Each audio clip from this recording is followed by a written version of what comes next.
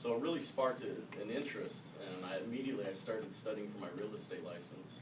Obviously, after months of studying, test taking, I passed the exam. And the day after I received my license in the mail, I quit my job. Everyone pleaded with me to think it over. The real estate industry's in a terrible time. You're too young, too poor. I mean, tell someone in 2010 that you want to get in the real estate business, and they'll look at you like you're a three-eyed monster. You know? But hey, here we all are. Well, when I started, I told my manager that I had budgeted for 5 months of expenses, and if I didn't make it in that time, this wouldn't be the business for me.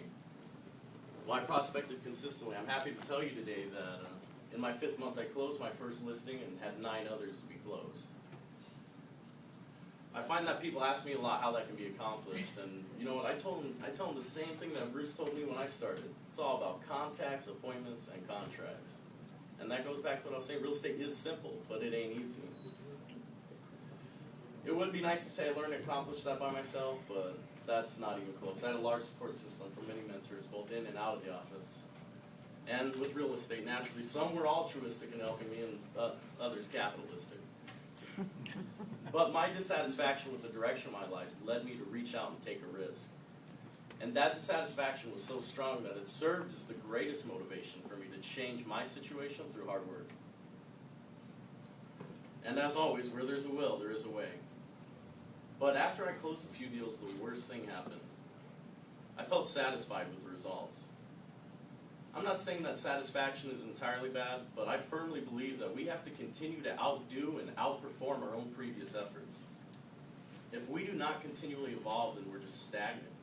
And stagnation is a major clue that the end is near. And just as our efforts have to evolve, so does our mental capacity and just general perspective.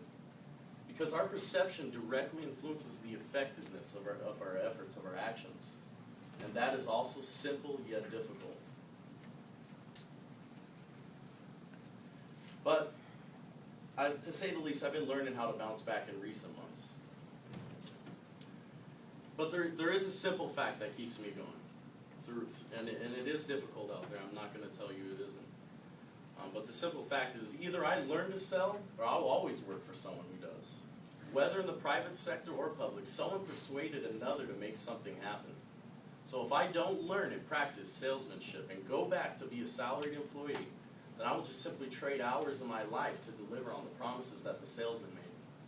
But inherent to the real estate business is that we have the freedom to choose those promises, don't we? So with that in mind, I know I can only move forward. If we give ourselves an escape, then we truly won't give it our all. It's, what do they call it? It's the death ground. Once your back is against the wall, there's no flight, there's only fight. And that's why I titled my presentation Inspirational Dissatisfaction, because it's those moments of the feeling of failure that just drove me like a madman to get out there and make sales calls. I suggest that you find a problem in your life that real estate can serve as a solution to. For me, it's the fear of having a boss again, of having someone being able to dictate the course of my career.